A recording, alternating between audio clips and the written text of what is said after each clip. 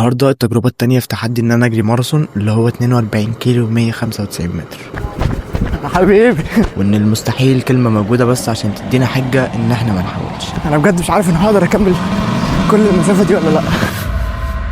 انا صاحي من النوم جعان قوي، بس افتكرت ان الانسان في العصر القديم كان عشان يلبي اسهل احتياجاته ان هو بس ياكل او يشرب كان لازم يعمل مجهود. كان بالنسبه له لو ما عملش المجهود ده مش هياكل النهارده. ما كانتش الدنيا سهله زي دلوقتي، بس ده بقى هيبقى الدرس المستفاد من جريه النهارده. اقرب مطعم من عند البيت اجيب منه فطار بيبعد حوالي 3 كيلو 100 متر، فهم دول هيبقوا تحدي النهارده. فكل اللي انا هعمله ان انا هروح اجيب الاكل وارجع تاني اكله في البيت. الموضوع مش سهل.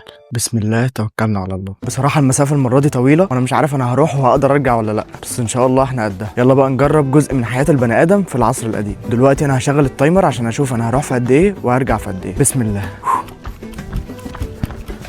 المرة دي بقى انا بحاول اظبط نفسي عن المرة اللي فاتت، عشان المرة اللي فاتت كنت بنهج بسرعة قوي، فهحاول اظبط الموضوع ده المرة دي.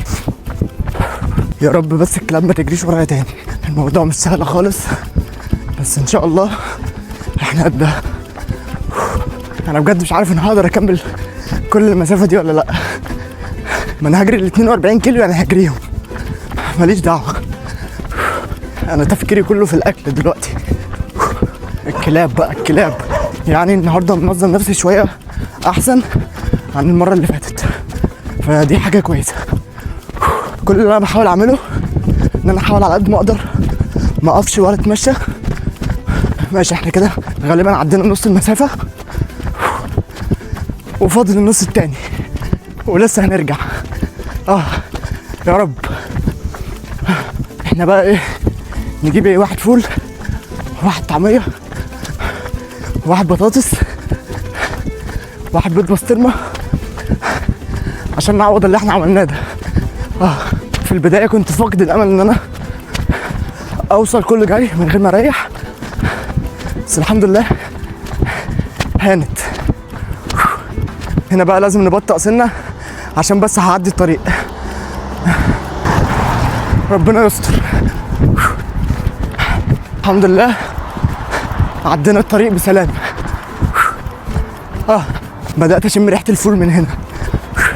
كده خلاص غالبا فاضل لي 200 متر بس. انا شايفه من بعيد هناك اهو. الحمد لله